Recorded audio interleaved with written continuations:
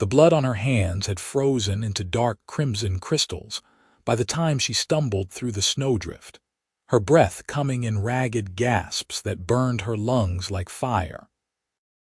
Lily Morrison had been running for 3 days straight through the Sierra Nevada mountains, her thin calico dress torn and barely clinging to her frame, her boots worn through at the soles, leaving bloody footprints in the pristine white snow that stretched endlessly before her. Behind her, somewhere in the dense forest of ponderosa pines, 9 men tracked her like wolves after wounded prey, their voices occasionally carrying on the bitter wind that whipped through the canyon walls. She had killed one of them in self-defense back in Carson City, Nevada, when they had cornered her in the boarding house where she worked. But the dead man's brothers and their gang had sworn vengeance, chasing her across the state line into California in January of 1878. Her vision blurred as she crested another ridge, the altitude and exhaustion making her dizzy. The sun was beginning to set, painting the snow-covered landscape in shades of orange and pink that would have been beautiful if she had not been running for her life. Her fingers were numb despite being wrapped in strips torn from her petticoat, and she knew that if she did not find shelter soon, the mountain cold would kill her before the men ever got the chance. The wind howled louder, and she could barely see 5 feet ahead as fresh snow began to fall, thick and heavy, obscuring her tracks but also making it nearly impossible to navigate. She stumbled and fell hard, her knees sinking into a drift that came up to her waist. Tears froze on her cheeks as she tried to push herself up, but her arms shook with the effort. This was it, she thought. This was where she would die, alone in the wilderness, hunted like an animal for the crime of defending herself against men who saw women as property to be used and discarded. She had watched her own mother die from a beating at the hands of a cruel man, and Lily had sworn she would never suffer the same fate, even if it meant taking a life. "Please," she whispered to the uncaring sky, her voice barely audible over the wind. "Please, someone help me." The sound of a horse nickering cut through the storm, and Lily's head snapped up, fear flooding through her veins. Had they found her? Were the 9 men closing in for the kill? She tried to crawl forward, to hide behind an outcropping of rocks, but her body refused to cooperate. She collapsed face first into the snow, tasting the cold bitterness of it on her tongue. Strong hands gripped her shoulders, turning her over, and she found herself staring up into the most striking pair of gray eyes she had ever seen.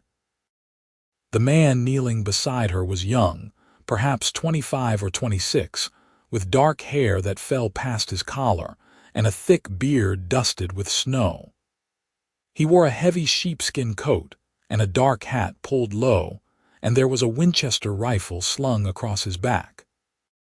His face was weathered but handsome, with sharp features that spoke of strength and determination. "Lord Almighty, what are you doing out here?" His voice was deep and rough with concern as he quickly shrugged out of his coat and wrapped it around her shivering form. The warmth from his body still clung to the fabric, and Lily wanted to weep with relief. "Running," she managed to gasp out. "9 men. They are hunting me. They want to kill me." His jaw tightened and something dangerous flashed in those gray eyes. "How far behind are they?" "I do not know." "Maybe an hour, maybe less. Please, you have to leave me. If they find you helping me, they will kill you too." Her teeth chattered so hard she could barely form the words. The cowboy stood up, scanning the darkening forest behind them with an intensity that made her shiver for reasons that had nothing to do with the cold. When he looked back down at her, his expression was set like stone, resolute and unwavering. "Madam, I do not know what you did or did not do, and right now I do not much care. What I do know is that no woman deserves to die alone in the snow being hunted like game." He bent down and scooped her up in his arms as easily as if she weighed nothing at all. And if those men want to get to you, they will have to kill me first."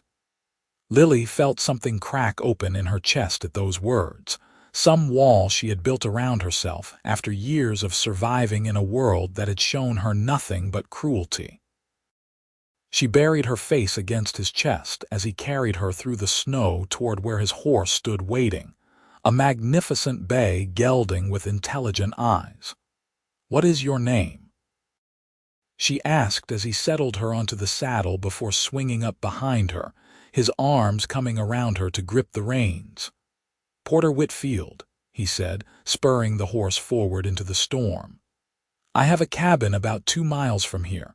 We will make it before full dark if we hurry." "I am Lily Morrison." Her voice was barely a whisper. "Thank you for not leaving me." "I could never leave someone in need," he replied, and she could hear the truth in his words. "Hold on tight now." The ride through the blizzard felt like something from a fever dream.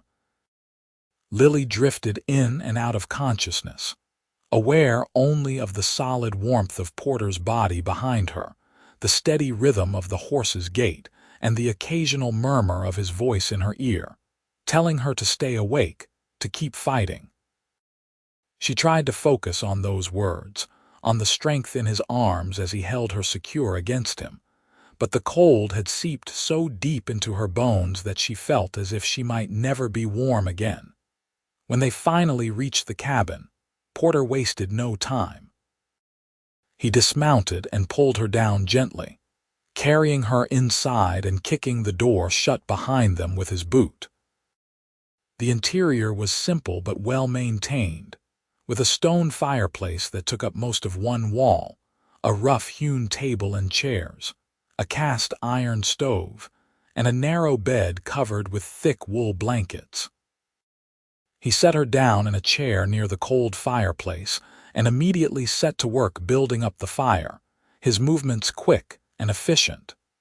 "We need to get you out of those wet clothes before you catch pneumonia," he said once the flames were crackling and beginning to throw heat into the room. He turned away, giving her privacy as he rummaged through a trunk in the corner.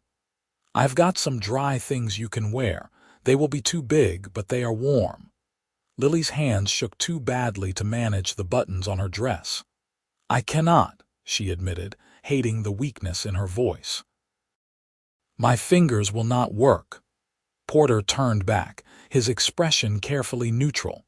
"May I help you?" she nodded, too exhausted and cold to feel embarrassed. He approached slowly, as if she were a frightened animal that might bolt, and began working the buttons free with gentle, impersonal efficiency.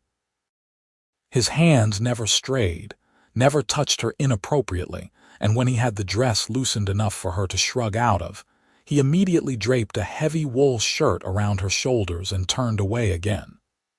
"There is a blanket on the bed.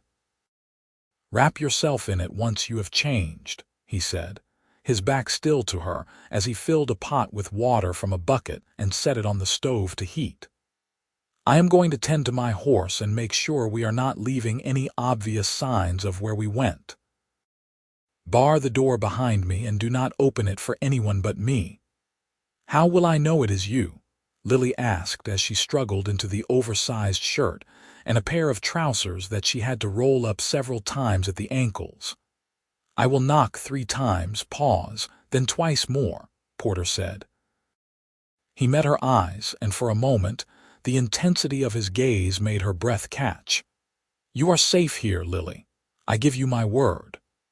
After he left, Lily did as he instructed, barring the heavy wooden door and then collapsing onto the bed with the blanket wrapped around her.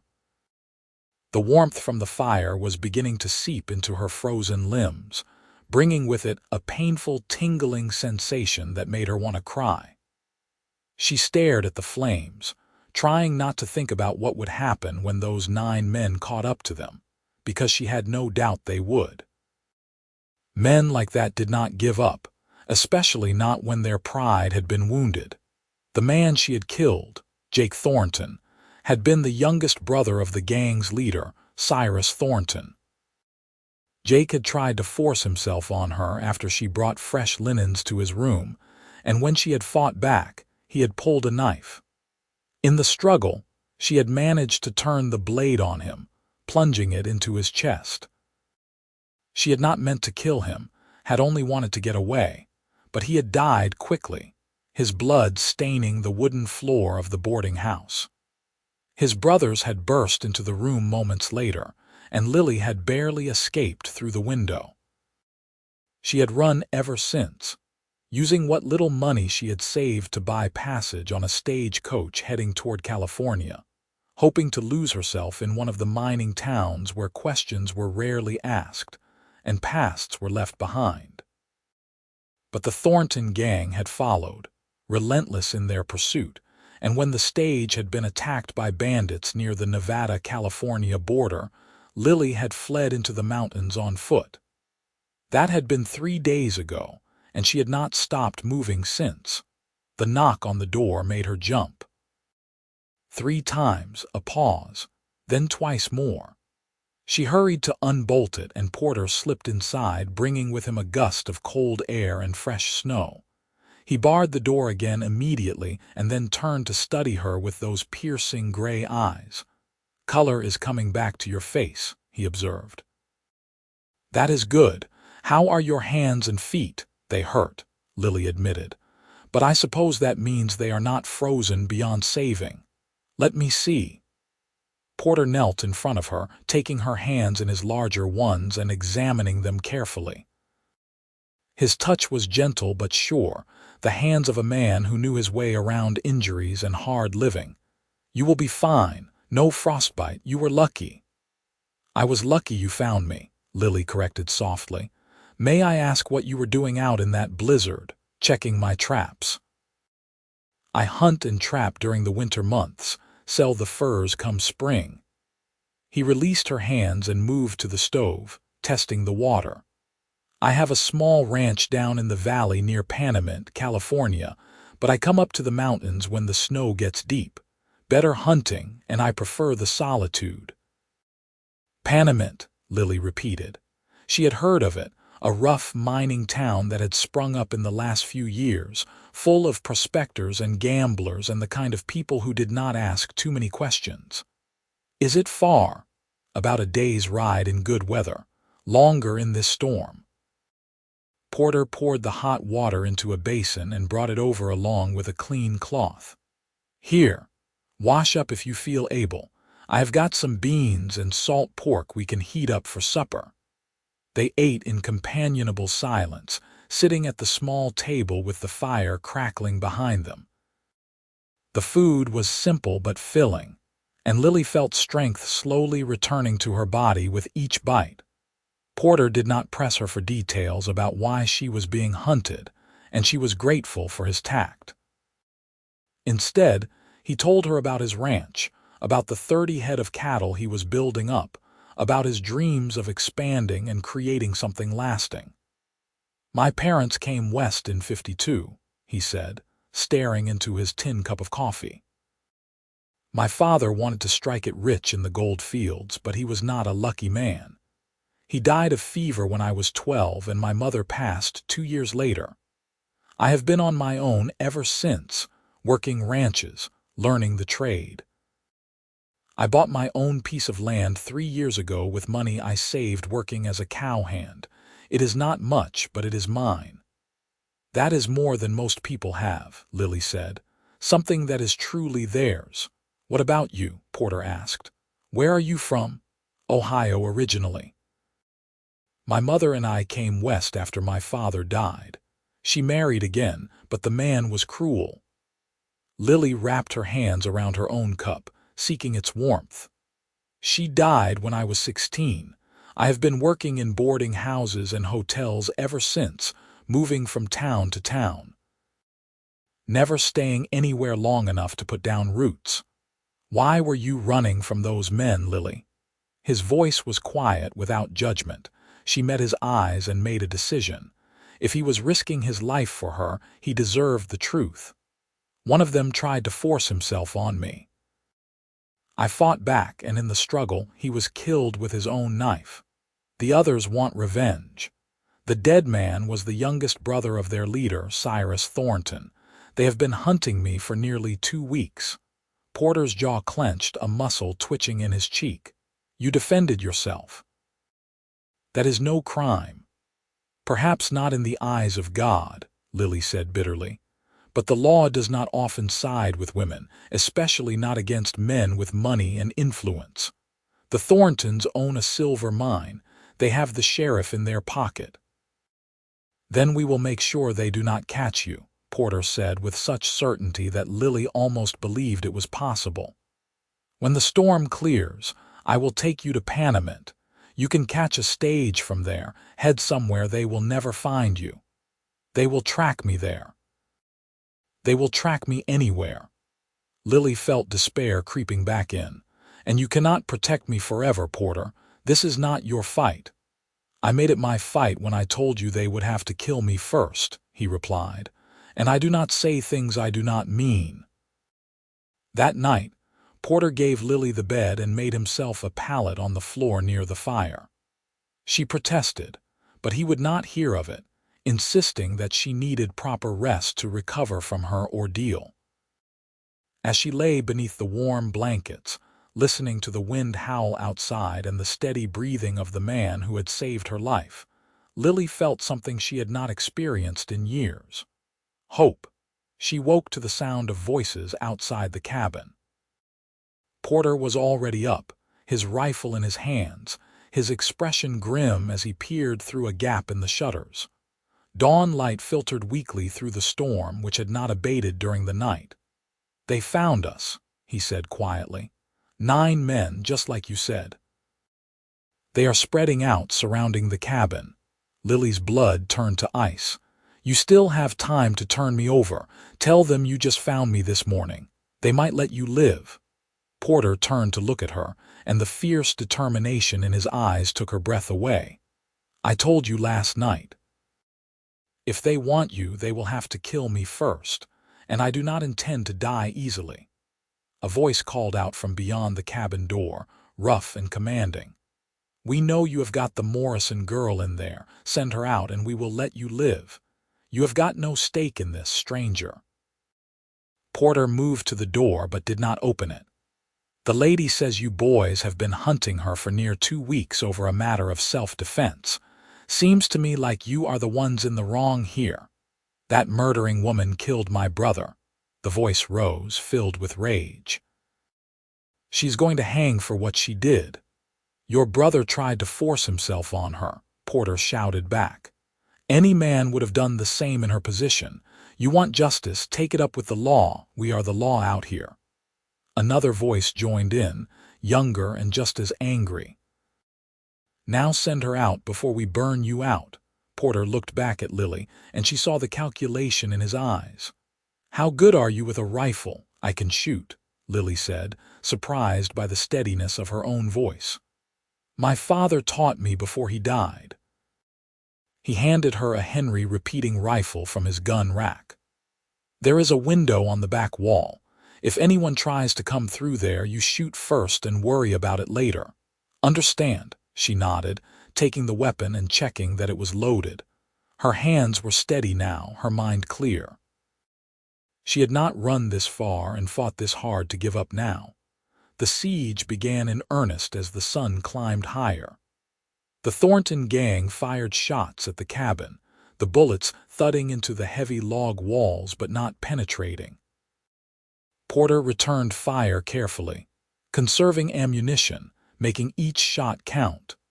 Lily watched the back window with her heart pounding, the rifle raised and ready. Hours passed in tense silence broken by occasional gunfire. The storm continued to rage, which worked in their favor, making it difficult for the gang to coordinate their attack or get a clear shot. Porter moved between the windows with practiced ease, his expression focused and calm despite the danger. They are going to try to wait us out, he said during a lull in the shooting. Figure we will run out of food or water or ammunition eventually. How long can we last? Lily asked. A week if we are careful, maybe more. Porter reloaded his Winchester, his movements automatic. But they cannot last that long either. This storm is brutal, and they did not come prepared for a long siege. They thought they would just ride in and take you. As if to prove his point, one of the men shouted from outside, "This is your last chance. Send out the girl or we are coming in." "Try it," Porter called back. "See how many of you I can put in the ground before you reach the door." The attack came at midday. 3 men rushed the front of the cabin while others provided covering fire. Porter took down 2 of them with quick, efficient shots before they made it halfway across the clearing. The 3rd man reached the door and began trying to break it down with an axe. Porter fired through a gap between the logs, and the man fell back with a cry. "Lily!" Porter's voice was sharp. "Back window!"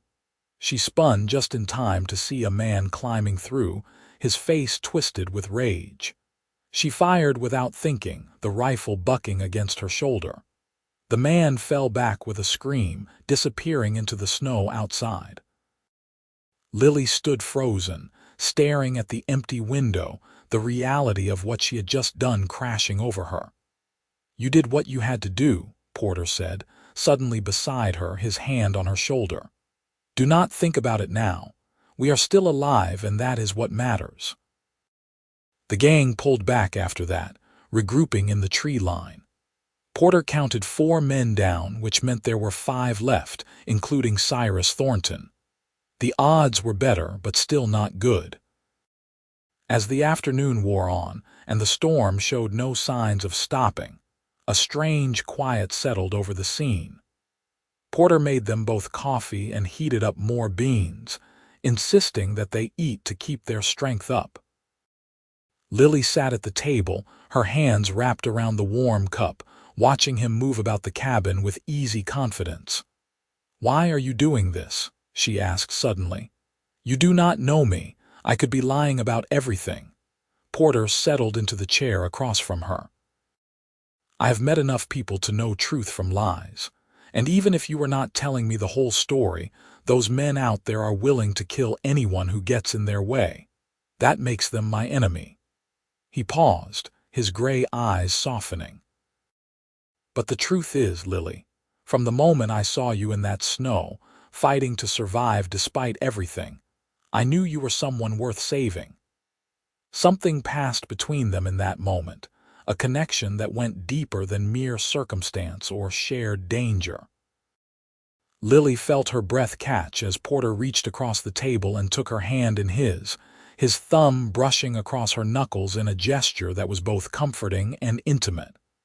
"If we make it through this," she said softly, "what happens then?" "Then you come to Panamint with me," Porter replied. "You can stay at my ranch, rest up, figure out your next move, or if you want, you can stay longer. I could use someone with courage like yours." "You barely know me," Lily protested, but her heart was racing. "I know enough," Porter said. "I know you are brave and strong. I know you are a fighter. I know that you are the first person in a long time who has made me want something more than just surviving." Before Lily could respond, another volley of shots rang out, shattering the moment. But as she took up her position by the back window again, she found herself smiling despite the danger. For the first time in her life, she had something to fight for beyond mere survival. The second night was harder than the first. The temperature dropped even further, and despite the fire, cold crept into every corner of the cabin. Porter and Lily took turns keeping watch, sleeping in short shifts. During one of these shifts, when Porter was supposed to be resting, Lily found him sitting up staring at the fire. "Cannot sleep?" she asked, settling down beside him on the floor. "Too much thinking," he admitted. "Planning for tomorrow, trying to figure out the best way to keep you alive." "You have already done more than anyone else ever has," Lily said. "Whatever happens, I want you to know that I am grateful." Porter turned to look at her, and in the firelight his features seemed softer, younger. "I do not want your gratitude, Lily. What do you want?" Her voice was barely a whisper. Instead of answering with words, Porter reached up and cupped her face in his hand, his calloused palm warm against her cheek. He leaned in slowly, giving her time to pull away, but Lily found herself moving forward to meet him. Their lips met in a kiss that was gentle at first, tentative, and then deeper as weeks of loneliness and fear and desperate hope poured out of both of them. When they finally pulled apart, both were breathing hard, foreheads pressed together. "I want you to live," Porter said roughly. "I want you to be free and safe and happy, and if I am being honest, I want to be the one to give you that." Lily's eyes burned with unshed tears. "Porter, we have known each other for barely 2 days. Sometimes that is all it takes," he replied. "My mother always said she knew my father was the one within an hour of meeting him. I used to think she was foolish, that love took time to build. But now, sitting here with you, I understand what she meant." They stayed like that for a long time, wrapped in each other's arms by the fire, stealing moments of peace amid the danger that surrounded them.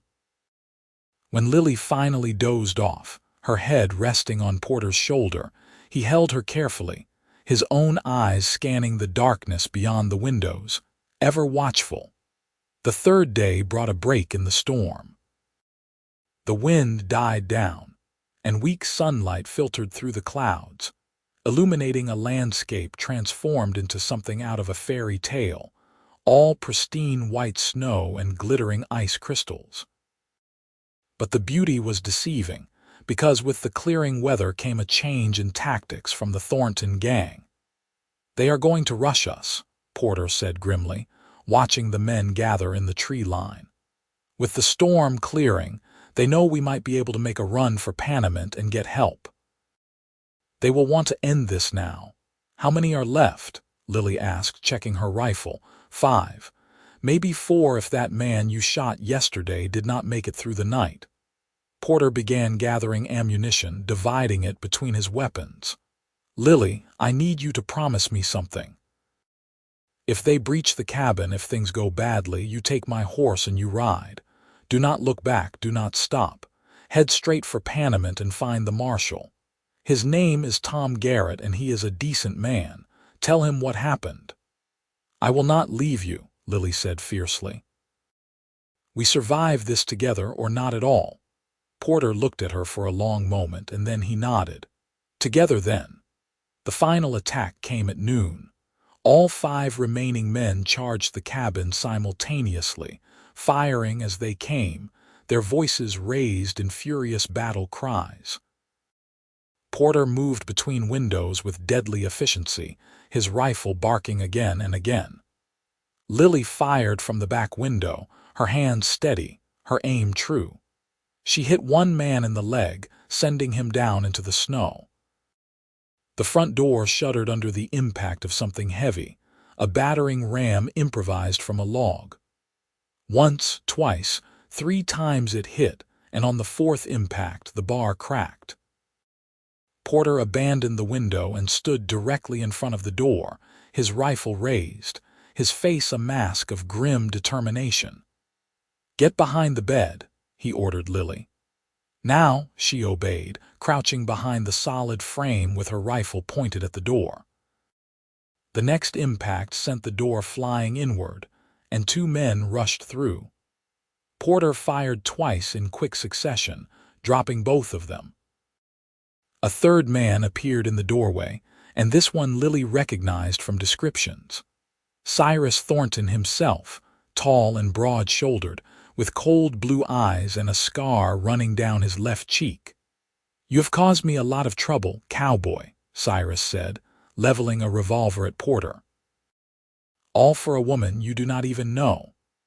"I know her well enough to know she is worth dying for," Porter replied calmly, "which is more than I can say for your brother." Cyrus's face twisted with rage and his finger tightened on the trigger. But before he could fire, a shot rang out from outside the cabin and Cyrus jerked, his eyes widening in surprise. He stumbled forward and collapsed face first onto the floor. Porter and Lily stared in shock as a man appeared in the doorway, a smoking rifle in his hands. He was older, perhaps in his 50s, with a marshal's star pinned to his heavy coat. "Heard shooting from the trail," the man said calmly. "Figured I would investigate. Name is Tom Garrett, Marshal of Panamint. Somebody want to tell me what in blazes is going on here?" The next hours passed in a blur. Marshal Garrett had been leading a posse searching for the Thornton gang, who were wanted for robbery and murder across 3 counties. The remaining gang members surrendered once they saw their leader fall, and Garrett's deputies rounded them up efficiently. Porter and Lily gave their statements, and the marshal listened carefully, his weathered face thoughtful. "You did good, Whitfield," Garrett said, clapping Porter on the shoulder. "Held out against bad odds. And Miss Morrison, sounds to me like you were defending yourself in Carson City. I will send word to the sheriff there, but I do not think you will have any trouble with the law." As the posse prepared to head back to Panamint with their prisoners, Porter saddled his horse and helped Lily mount up behind him. She wrapped her arms around his waist, resting her cheek against his back, feeling safe for the first time in weeks. The ride down from the mountains took most of the day. As they descended, the snow gave way to scrub brush and rocky terrain, and the air grew warmer. Panamint sprawled in a valley between steep hills, a collection of wooden buildings and tents that had sprung up around the silver mines. It was rough and dusty and loud, but to Lily, it looked like paradise. Porter took her to a small hotel on the main street and got her a room. "Rest tonight," he said. "Get a proper bath and a good meal. Tomorrow I will take you out to my ranch, show you around." "Porter," Lily began, but he pressed a finger gently to her lips. "No decisions tonight. No thinking about tomorrow or next week or next year. Just rest." He smiled, and it transformed his face, making him look younger and almost boyish. "I will be back in the morning." True to his word, Porter arrived at dawn with his horse and a borrowed mare for Lily. They rode out of town as the sun climbed higher, painting the desert landscape in shades of gold and amber. The ranch was modest, just a small house with a barn and corral, but it was well maintained and sitting in a valley with good water and grazing land. "It is not much," Porter said as they dismounted, "but I have plans to expand, build a bigger house, increase the herd, maybe hire on some hands." "It is perfect," Lily said honestly. The house might be small, but it was solid and clean, with real glass windows and a front porch that looked out over the valley. "Did you build it yourself?" "Most of it. Had help with the barn." Porter led her inside, and Lily looked around at the simple but comfortable interior. There was a real cook stove, a table and chairs, a rocking chair by the fireplace, and a bed covered with a colorful quilt. "I know it is not fancy, but it is home." They spent the day together, Porter showing her around the property, introducing her to his cattle, explaining his plans for the future. Lily found herself relaxing in a way she never had before, letting herself imagine what it might be like to stay here, to build a life with this man who had risked everything for her. As evening fell, they sat together on the porch, watching the sun set over the mountains. Porter had his arm around Lily's shoulders and she leaned into him, feeling utterly content. "I have been thinking," Porter said quietly, "about what you said in the cabin about how we barely know each other." "Porter, let me finish." He turned to face her, taking both her hands in his. "You are right that we have not known each other long, but I have lived enough years to recognize something special when I find it. Lily, these past 3 days with you have meant more to me than the last 3 years on my own. You are strong and brave and beautiful, and I will be damned if I let you walk away without at least asking you to stay." Lily's heart was pounding so hard she was sure he could hear it. "Stay however you want," Porter said. "You can stay as a friend, as a guest. Take your time figuring things out. Or, if you feel even a fraction of what I feel, you could stay as my wife." Lily felt tears spilling down her cheeks, but they were good tears, tears of joy and relief and overwhelming emotion. "Porter Whitfield, are you proposing to me?" "I suppose I am," he said with a crooked smile. "Though I know it is fast, and I will understand if you need time to think about it." "I do not need time," Lily said, and she pulled him down into a kiss that conveyed everything she could not put into words. When they finally broke apart, both were smiling. "Yes, Porter. Yes, I will marry you. I will stay here and build a life with you, and I will never regret a single moment of it." They were married a week later in Panamint, with Marshall Garrett standing up as witness. The ceremony was simple, held in the small church on the edge of town, but to Lily, it was more beautiful than any grand affair could have been. She wore a simple blue dress bought with money Porter insisted she take for a proper wedding outfit, and he wore his best suit, looking handsome and nervous and happy all at once. After the ceremony, they returned to the ranch, which was now officially their ranch, and Porter carried Lily over the threshold despite her laughing protests. That night, with the fire crackling and the stars visible through the window, they came together as husband and wife, and Lily finally understood what it meant to feel truly safe, truly loved, truly home. The first year of their marriage was not easy. The ranch demanded constant work, and there were times when money was tight, when the cattle got sick, or the weather turned bad. But through it all, Porter and Lily faced everything together, their bond growing stronger with each challenge overcome. They learned each other's rhythms, each other's moods, the thousand little details that make up a life shared. Lily proved to be a natural rancher, taking to the work with enthusiasm and skill. She learned to rope and brand, to mend fences and doctor sick calves. She also kept the house, planted a vegetable garden, and began taking in sewing work from the ladies in Panamint to bring in extra money. Porter marveled at her energy and determination, telling her often how lucky he was to have found her. In the spring of 1879, Lily discovered she was pregnant. She told Porter one evening over supper, watching his face carefully for his reaction. For a moment he just stared at her, and then a grin split his face, so wide and joyful that she could not help but laugh. "A baby," he said wonderingly. "We are going to have a baby. Are you happy?" Lily asked, though she could see the answer written all over his face. "Happy does not even begin to cover it," Porter said, coming around the table to sweep her into his arms. He held her carefully as if she might break and pressed his face into her hair. "I love you, Lily Whitfield. I love you and our child, and I swear I am going to spend the rest of my life making sure you both know it." Their son was born in December of 1879, during the first real cold snap of winter. The birth was hard, attended by the doctor from Panamint and two of the ranch wives who had become Lily's friends. Porter paced outside the bedroom for hours, wearing a path in the floor, until finally the thin wail of a newborn cut through the night. He was allowed in to find Lily exhausted but radiant, holding a tiny bundle wrapped in blankets. "Meet your son," she said softly. "I was thinking we could name him Patrick after your father." Porter took the baby with shaking hands, staring down at the tiny, perfect face with an expression of such wonder and love that Lily felt tears sting her eyes again.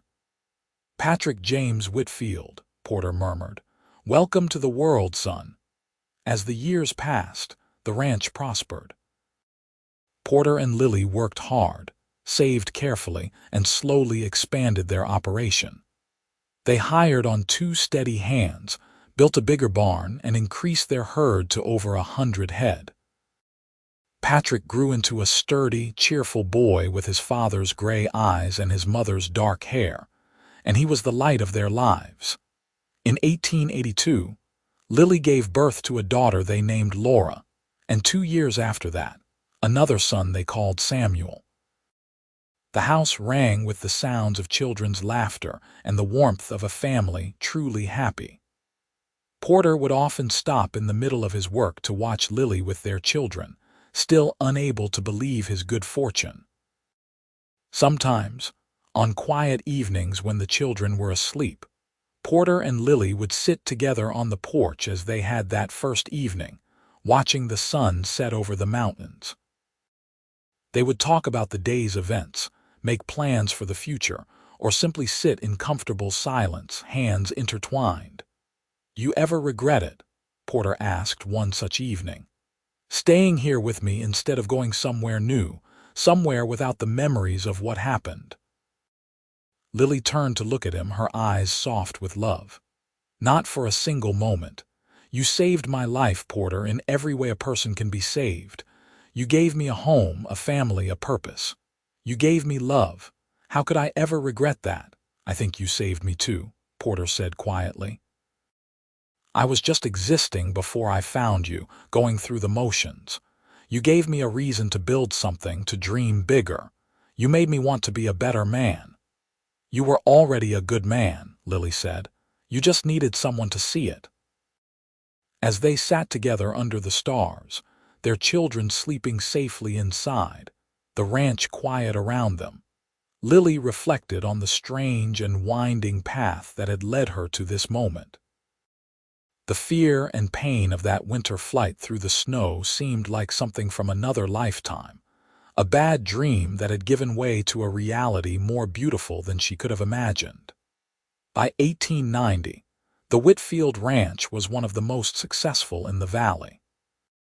Their cattle commanded top prices, and they had built a reputation for honest dealing and quality stock.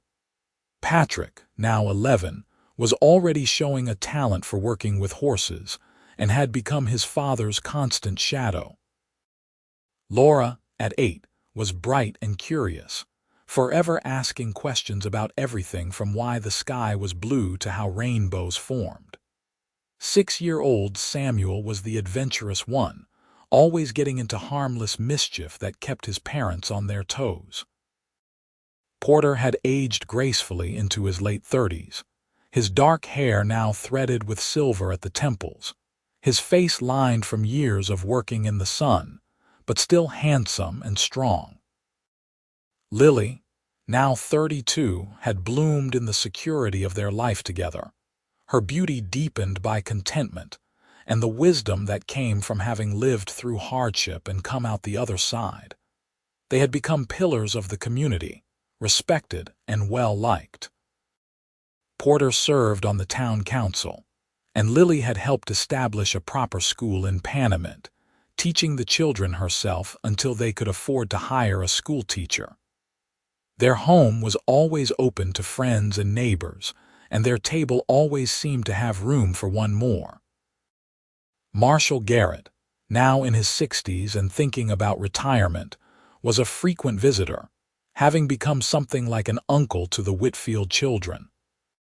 He would sit on the porch with Porter, smoking his pipe and telling stories of the old days, while Lily served coffee and pie and listened with patient amusement to tales she had heard a dozen times before. "You two are proof that good things can come from bad situations," Garrett said one afternoon. "If those bastards, pardon my language, Lily, had not been chasing you through that snow, you and Porter might never have met." "I prefer to think we would have found each other anyway," Lily said with a smile. "Some things are just meant to be." "She is right," Porter agreed, reaching over to take Lily's hand. "I would have found her somehow, some way. Call it fate or destiny or just plain luck, but she is mine, and I am hers, and nothing was ever going to change that." In the spring of 1892, they received word that the last of the Thornton gang had been released from prison. Cyrus Thornton had died of his wounds shortly after the shootout at Porter's cabin, and his brothers had been sentenced to long prison terms for their crimes. The news stirred up old memories, and Lily found herself thinking about that desperate flight through the snow, the fear and cold and certainty that she was going to die. "Are you worried?" Porter asked that night as they prepared for bed. "No," Lily said, and she realized it was true. "That was a lifetime ago. Those men cannot hurt me now. I have you, I have our children, I have this life we have built together. They can do nothing to take that away." "I would not let them anyway," Porter said, pulling her into his arms. "You are still the bravest woman I have ever known, Lily Whitfield, and I am still ready to stand between you and anyone who tries to harm you." "My protector," Lily murmured, pressing a kiss to his jaw. "My love, my home." They renewed their vows on their 15th wedding anniversary in 1893, surrounded by their children and friends and neighbors. It was Lily's idea, a way to celebrate not just their marriage but the life they had created together. The ceremony was held at the ranch, under the cottonwood trees that had grown tall and strong in the years since they had planted them. As Lily stood before Porter, her hands in his, their children watching with shining eyes, she thought about the girl she had been 15 years ago, running through the snow with death at her heels. That girl could never have imagined this moment, this life, this incredible man who had kept his promise to protect her and then given her so much more. "I love you," she said, her voice clear and strong. "I loved you from the moment you wrapped me in your coat and told me they would have to kill you first. I love you more now than I thought it was possible to love another person. You are my partner, my best friend, my heart. Everything good in my life comes back to you." Porter's own eyes were bright with unshed tears. "I love you, Lily. You made me believe in second chances, in new beginnings, in the idea that sometimes the best things in life come from the hardest moments. You are my miracle, and I am going to spend every day for the rest of my life showing you how much you mean to me." As they kissed, sealing their renewed vows, their children cheered and their friends applauded, and the sun shone down on the little ranch in the valley, blessing all of them with its warmth. The years continued to pass, bringing changes but never diminishing the love at the center of the Whitfield family. Patrick grew into a young man and took over more of the ranch work, showing the same steady determination as his father. Laura married a young teacher from back east and moved to San Francisco, though she came home often to visit. Samuel surprised everyone by showing an interest in medicine and went east to study, determined to become a doctor and come back to serve the communities of California. Porter and Lily grew older together, their hair turning gray, their bodies marked by years of hard work, but their love never fading. They still sat together on the porch in the evenings, still held hands across the dinner table, still looked at each other with the same wonder and devotion they had felt in those first desperate days in the cabin. In 1910, on a warm summer evening, they celebrated their 32nd wedding anniversary with their children and grandchildren gathered around them. Patrick and his wife had given them 3 grandchildren. Laura had 2, and Samuel, newly married, was expecting his first. The ranch house, expanded over the years to accommodate their growing family, rang with voices and laughter. As the party wound down and the grandchildren were put to bed, Porter and Lily found themselves alone on the porch once more, the stars bright overhead, the sound of crickets filling the air. "Do you remember that first night in the cabin?" Lily asked, leaning her head on Porter's shoulder. "When you kissed me by the fire." "I remember everything," Porter said. "I remember thinking that I had never seen anyone so beautiful or so brave. I remember knowing that if I let you walk away, I would regret it for the rest of my life." "You saved me," Lily said softly. "In every way a person can be saved." "We saved each other," Porter corrected. "You gave me a reason to live instead of just survive." You gave me love and family and purpose. You gave me everything." They sat together in the darkness, two souls who had found each other against all odds, who had built a life together from the ashes of trauma and fear, who had proven that love could flourish even in the harshest conditions. The ranch stretched out around them, a testament to their hard work and dedication, but more than that, a symbol of what two people could create when they refused to give up on each other. Lily thought about the 9 men who had hunted her through the snow, driven by hate and vengeance. They had meant to destroy her, but instead, they had inadvertently led her to the greatest blessing of her life. She had been running from death and had found love instead, had been hunted and had found home, had been alone and had found family. "I would do it all again," she said suddenly. Every terrifying moment of running through that blizzard, every second of fear, if it meant I would find you at the end. Porter tightened his arm around her. "I would ride out into 100 blizzards if I knew you would be waiting in the snow. I would face down 1,000 armed men if it meant keeping you safe. I would do anything, give up anything, sacrifice everything, because you are worth it, Lily. You have always been worth it." As they sat together under the stars, the night peaceful around them, Lily felt a profound sense of gratitude wash over her. Her life had not been easy. She had known loss and pain and fear. But she had also known love in its purest form, had built something lasting and beautiful, had raised children who would carry their values forward into the world. The Wild West was changing, becoming more civilized with each passing year. The rough edges were being smoothed away, the lawless days fading into memory and legend. But here on this ranch in this valley, Porter and Lily Whitfield had created something that would endure. A love story for the ages, a testament to the power of courage and devotion, and the simple human need to protect and be protected, to love and be loved in return. Many years later, when both Porter and Lily had passed peacefully into the next world, their children and grandchildren would gather on that same porch and tell the story of how they met. They would speak of the 9 men hunting through the snow, of the cowboy who had found a freezing woman and sworn that they would have to kill him first, of the love that had bloomed in the midst of danger and grown into something that lasted a lifetime. The story would be passed down through generations, embellished perhaps, but never losing its essential truth. That sometimes the darkest moments lead us to the brightest futures, that courage and love can overcome any obstacle, and that when two people are truly meant to be together, not even death itself can stand between them and their destiny.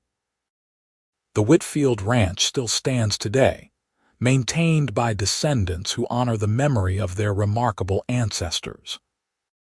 And on quiet evenings when the wind blows through the valley and the stars shine bright overhead, some say you can still feel the presence of Porter and Lily, still keeping watch over the home they built together, still proving that true love never dies but lives on in the hearts and memories of those who come after.